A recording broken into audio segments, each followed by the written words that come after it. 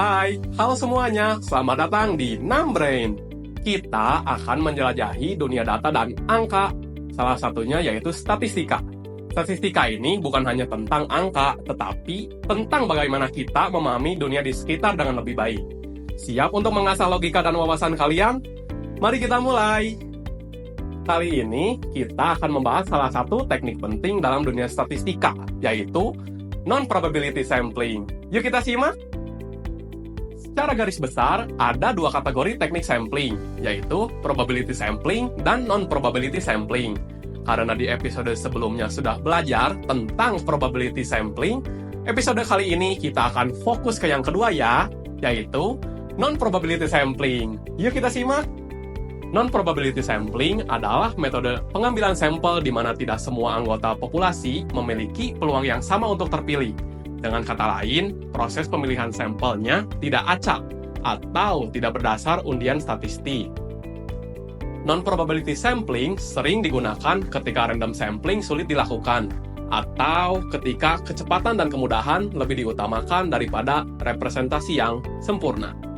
Nah, sekarang kita bahas dua jenis dari non-probability sampling yang cukup populer ya, yaitu voluntary sampling dan quota sampling. Kita mulai dari yang pertama ya. Voluntary sampling adalah teknik di mana individu secara sukarela memilih untuk menjadi bagian dari sampel. Contoh gampangnya, pernah gak sih kalian melihat survei online dengan tulisan, "Silahkan isi survei ini"?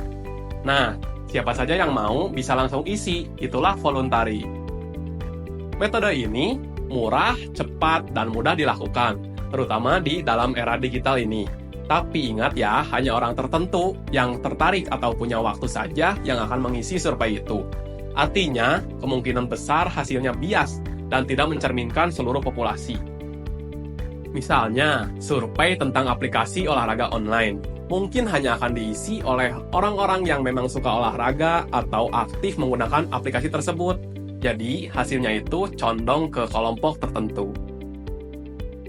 Jenis kedua adalah quota sampling. Di sini, peneliti membagi populasi menjadi beberapa kategori, misalnya berdasarkan usia, jenis kelamin, ataupun pekerjaan.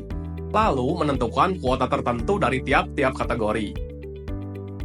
Contohnya, peneliti ingin mewawancarai 100 orang, dengan 50 pria dan 50 wanita. Mereka akan terus mencari responden sampai masing-masing kuota terpenuhi, meskipun caranya tidak acak. Kelebihan dari kuota sampling adalah kemampuannya yang menjaga keragaman dalam sampel.